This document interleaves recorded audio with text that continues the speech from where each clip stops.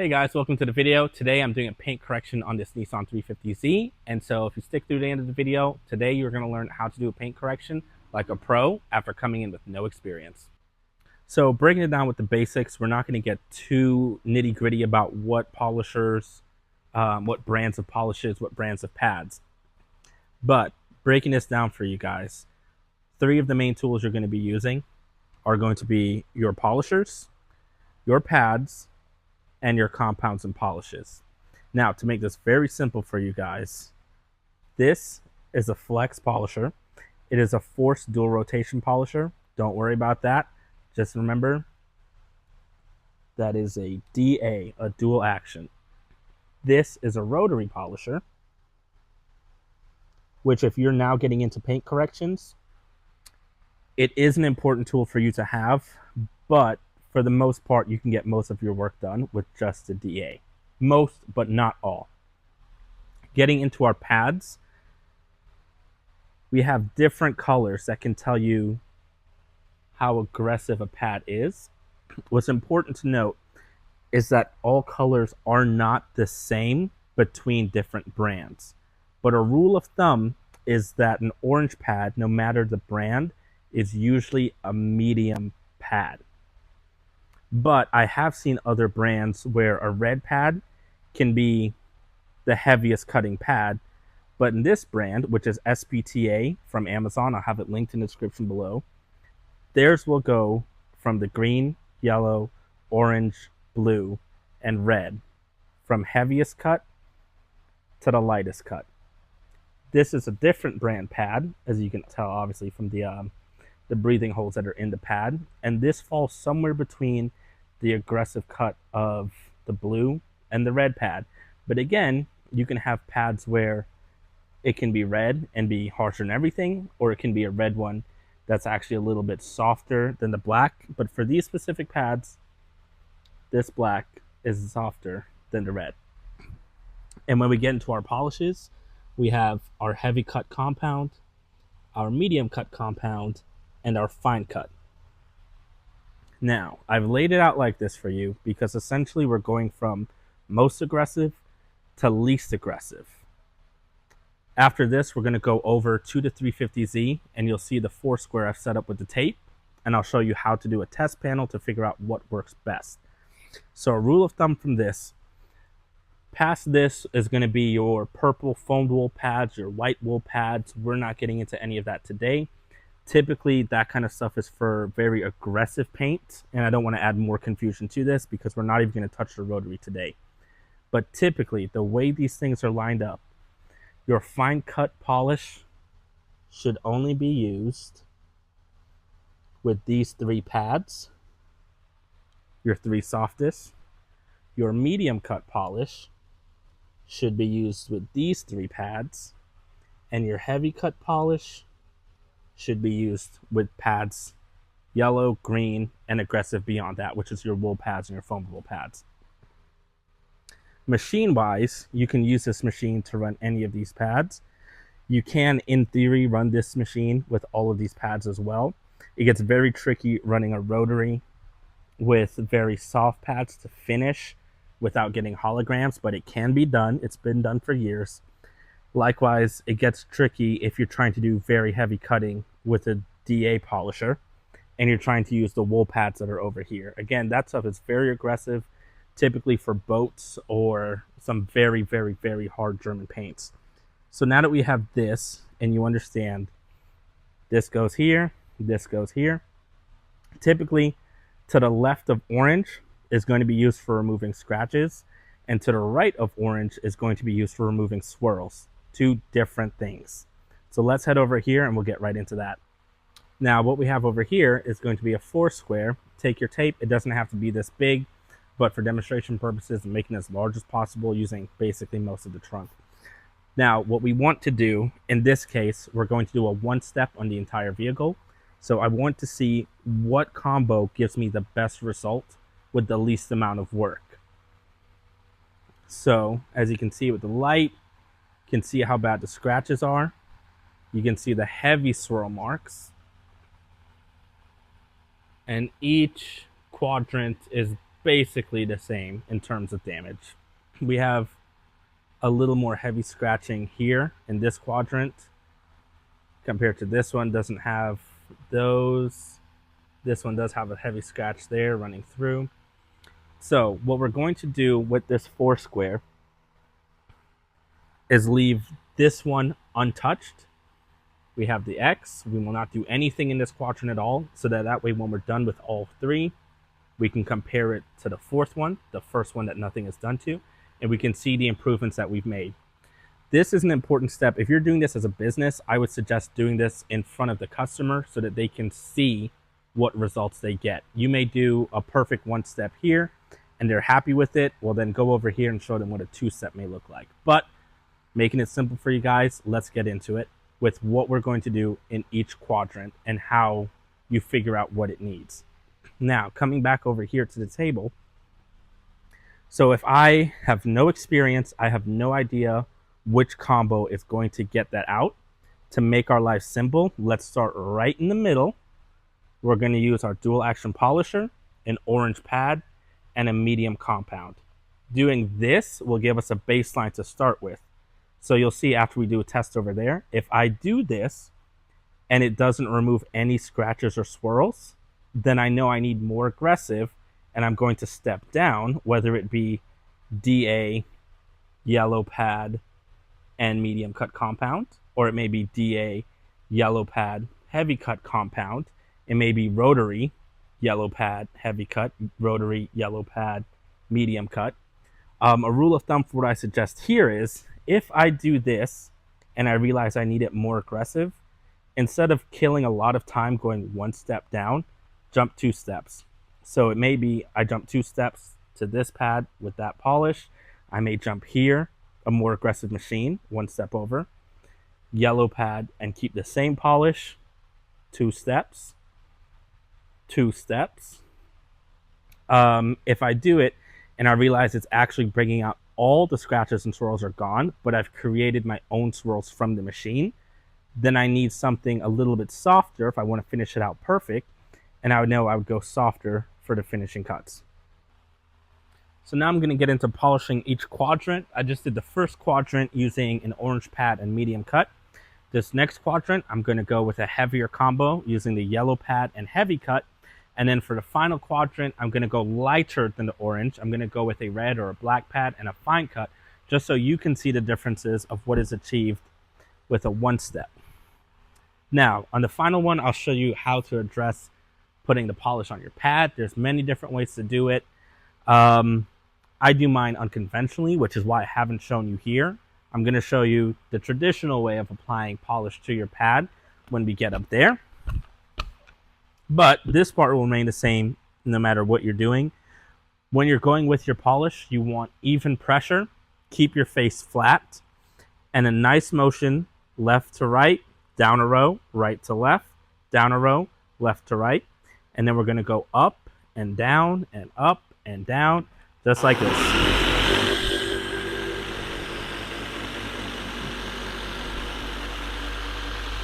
Down a row,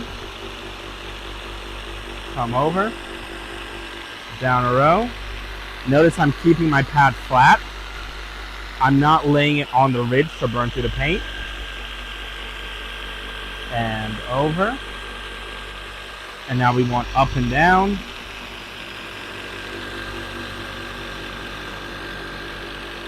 Something else you'll find is that heavier grit and heavier cut pads are a lot grippier, and so you will have to use a little more strength to hold them.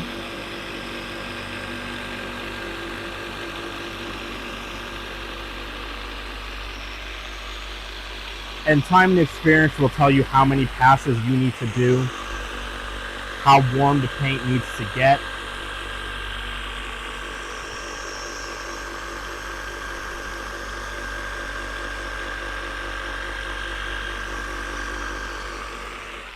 That's just me going a little overkill, going a little low with it.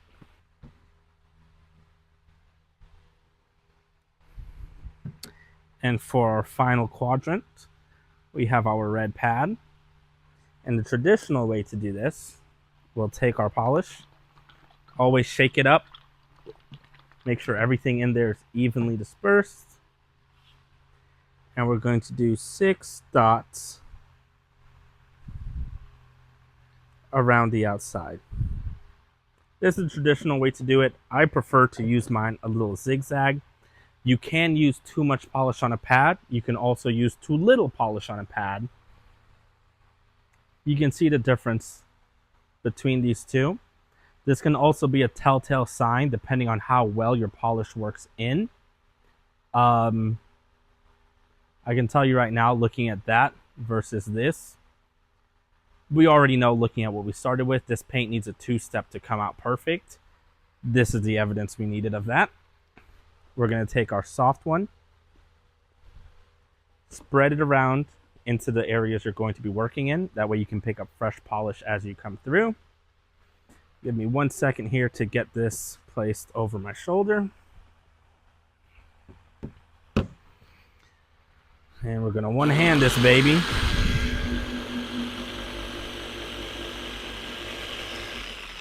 No, we're not. Okay, so this is me doing a demonstration for you guys watching.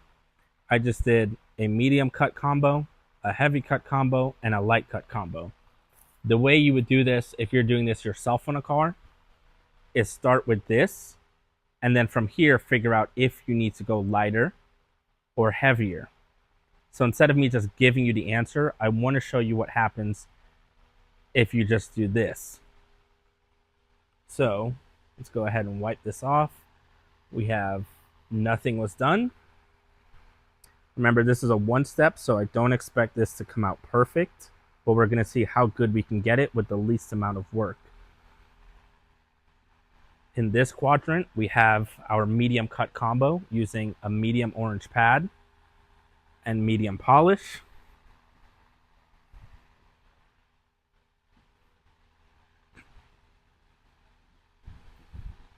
Let's pick this up, compare the two. I mean, pretty evident. We got rid of a lot of haze. We got rid of some swirling. You can see there's a lot more swirls left. And the heavy scratches are still there. So what this tells me is we can go around this entire car with an orange pad, and it's going to look okay, but it's not going to look way better. So what happens if we go a step heavier?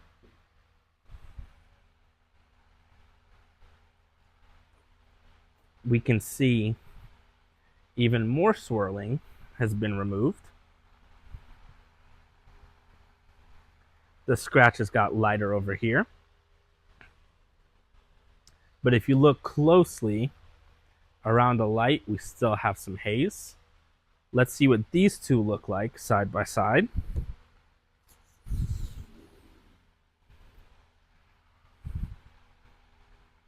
Remember, our tape line in the middle is going to be the equivalent of the top corner that had nothing done. So we have lower right quadrant, which is our heavy combo, heavy cut pad, heavy cut compound, compared to a medium cut combo.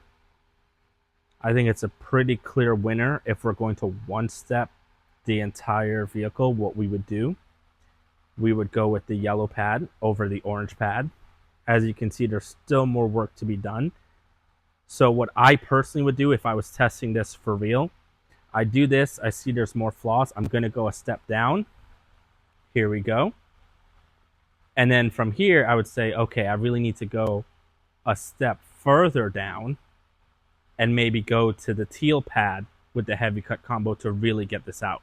So now that you understand what's happening here, you can probably guess that this red pad, being a lighter cut combo than our orange quadrant, probably looks worse than that, and not much of a change between what we started with. So let's find out what that looks like. Tape out of here.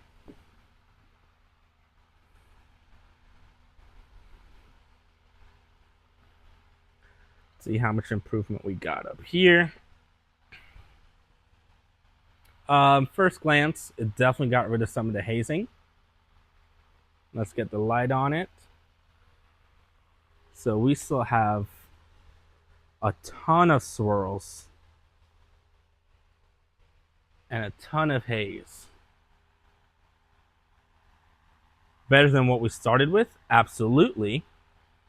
But if we can only do one step to this entire car, I think it's a pretty clear winner that we would go with yellow pad, heavy cut for the options that we have here.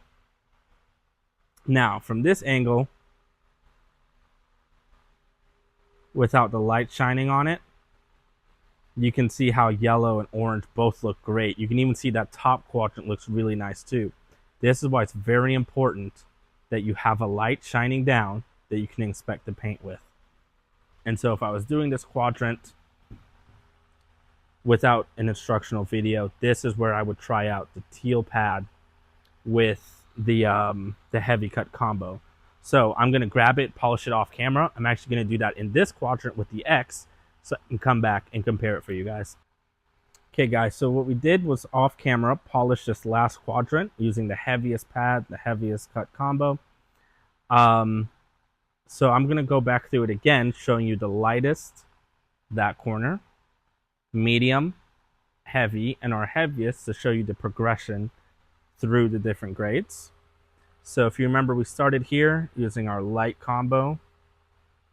Still a lot of swirls, lots of scratches, compared to if you look at this tape line where it was untouched, compared to what we started with, it looks like we did nothing in terms of swirl or scratch removal, but we did remove a light haze that was on the paint. Now going from this combo to our medium combo, we did some swirl removal.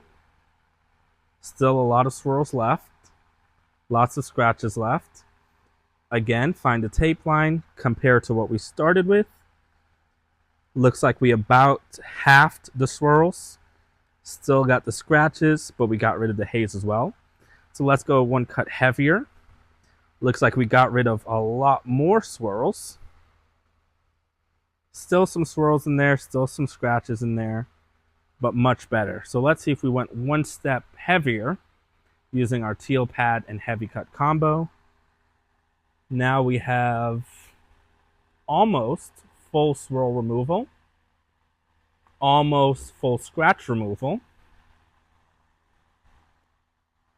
We can still see some there, and you guys won't be able to physically feel it like I can in person, but if you run your fingernail over these, you can feel a lot of them, which is typically too deep to be removed with a paint correction without going into sanding. And what I wanted to show you here is the most effective one step, which, as we can see, we determined is this teal pad with heavy cut polish and using the DA. So you can get your paint almost perfect with just the one step. So you can see why this test spot is important to do before anything else. Because had we gone around the entire car using an orange pad and medium cut, because we didn't bother, you can see our difference here versus there. Completely different car if we did the whole thing like that. Likewise, if you use the light combo, you'd have barely any difference. Yes, you would remove the haze and the paint would look a little bit better, but nothing compared to that. So if you guys have any questions, feel free to leave them in the comments. I'm on my phone like 24/7, so I will answer and get back to you. An important caveat though, sometimes you will need to do test spots on multiple panels. This is factory paint, but coming around the vehicle, you can already see there's a difference between these two panels. This is probably factory paint because it has that same haze as the trunk. I can tell this is a repainted panel because you can see what we call dust nibs and trash in the paint. You can physically feel them. And one more thing I'm going to show you guys over here. Sure, the paint looks like a mirror there, but this is why it's important to use a light when you're doing this. Your paint can look great, and then once you go outside and park in the sun, looks like absolute trash. So, important when doing your paint correction, get a light. I'll link another one of these down below. You don't need a scan grip. Honestly, this is overkill unless you're truly doing this professionally every single day. There's plenty of other options that are way cheaper than this. So I'll link some of those in the description as well. You'll be able to find the pads there. Microfiber towels you can get anywhere. So yeah, if you guys have any questions, feel free to ask them. I'm here for you. And see you next time.